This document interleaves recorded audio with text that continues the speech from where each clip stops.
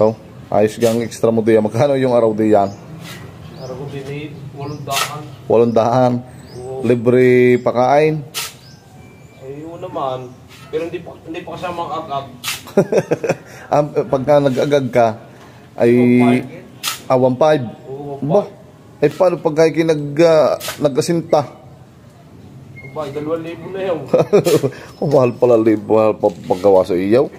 Talagang kada gawa pala yung kuhaan. Eh pagka nag-flooring, Iba din yun. iba pa rin? Magkano na lahat? 3,500. Ilintik na yan, abot ng 5,000 yan. Mahal pala magpa-labor sa iyaw.